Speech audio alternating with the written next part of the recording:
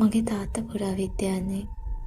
පොඩි කාලේ ඉඳන් අපි තාත්තගේ රාජකාරි වැඩවලට ඈත පළාත්වලට යනවා. මේ සිද්ධිය වුණේ දැනට අවුරුදු 2කට කලින්. පුරුදු විදියටම තාත්තට එදත් කම්පැනියෙන් නවතින්න ගෙදරක් ලෑස්ති කරලා තිබ්බා.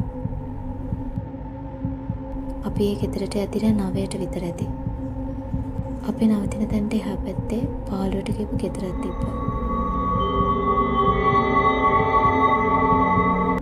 ඒ ගෙදර දකිනකොට මගේ හිතට අමුත්තක් දැනුණා. අපි රැයට කෑමත් කාලාම ආපු නිසා ඉක්මනට ඇඟ හොදගෙන නිදා ගන්න ආවා.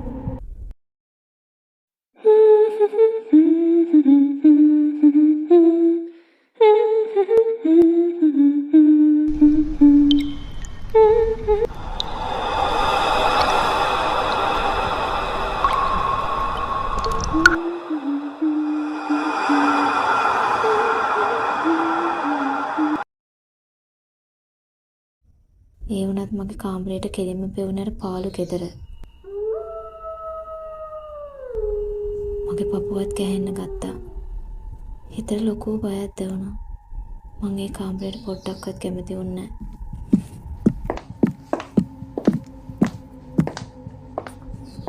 අම්මේ අපිට නවතින්න වෙන තැනක් හොයාගන්න බැරි වේද?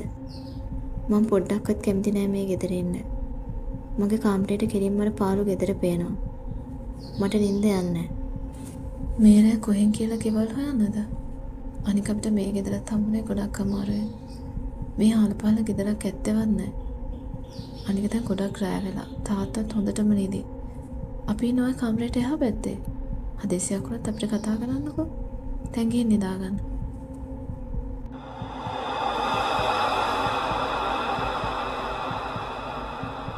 ඊට පස්සේ මං කාමරේට ඇවිත් නිදා ගන්න උත්සාහ කරා. ඒ වුණාට මට හැම වෙලාවෙම අර පාළු ගෙදර දිහාම බැලෙනවා. මට කොයි වෙලේ නිින්ද ගියාද කියන්න නම් මතක නැහැ. ඒ වුණාට මට එකපාරම හැරුණා. ඒ බලනකොට ඔට්ලොස්සේ වෙලාව තිබ්බේ 12:20යි කියලා. ඒත් එක්කම ගෑනු කෙනෙක් කඩන සද්දයක් මට අර ගෙවල් පැත්තෙන් ඇහුණා.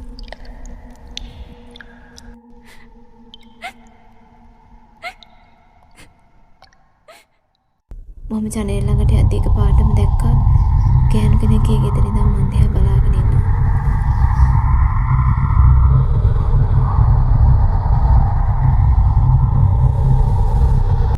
මම පුළුවන් තරම් වේගෙන් දුවලා ගිහින් අම්මව එක්කන් ආවා. ඒත් අම්මා හිටියේ ගෑනු කෙනා එතන හිටියේ නෑ. ඒත් මන් දැක්කා ගෑනු කෙනෙක් මන් දිහා බලන් ඉන්නවා. තරුව වා හීනෙන් බය වෙලා. අනික රැයට ගස්වල හෙවණැලියේ විදිහට පේන්න පුළුවන්.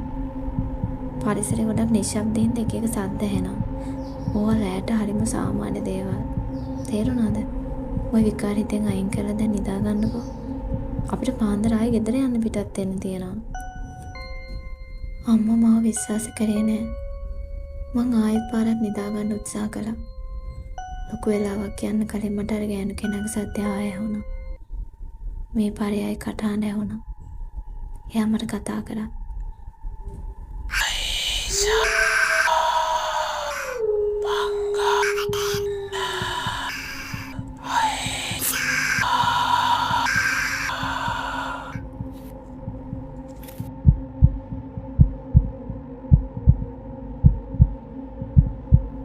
ඒ වෙලේ මට මොනවා හිතුණාද කියන්න මට තේරෙන්නේ නැහැ. මට හිතුණේ ගෙදරට ගිහින් බලන්න. එතන තිබුණ ලන්තෑරුම්කුත් අරගෙන මං ඒ ගෙදරට ගියා. එළිය ගොඩක් කුලර් නිසාද කොහෙද ඒ ගෙදර තුර හයියෙන් ඇරුණා.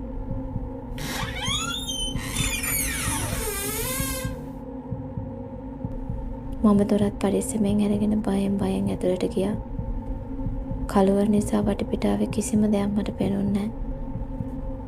මහ මෝසර දූවිලි ගඳක් වගේ දැනුණා. මං හිමීට ඉස්සරහට ගියා.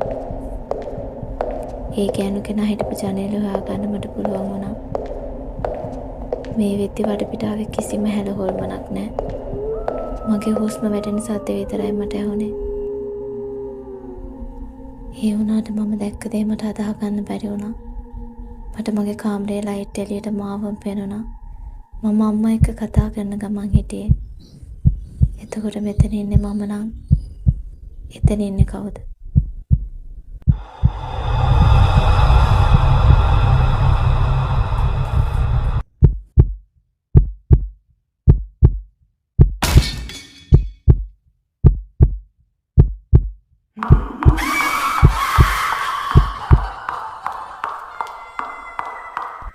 මට පුළුවන් තරම් හයියෙන් මම දිව්වා.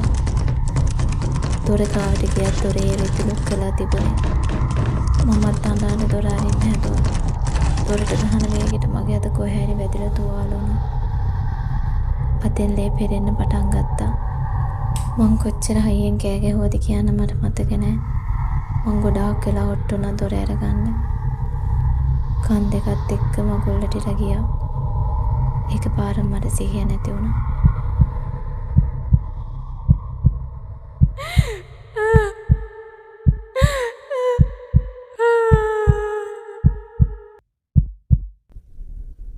සිහිය එනකොට මම හිටියේ මම නිදාගත්ත ඇඳකොට. අම්මා මගේ ඉස්සරහා හිටියා.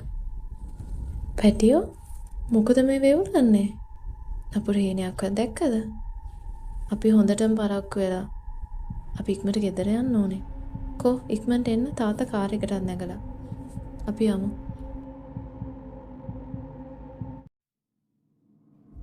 මම ඉක්මනින් මගේ බෑග් එකත් අරගෙන අම්මා එක්කම වාහනයට ගියා.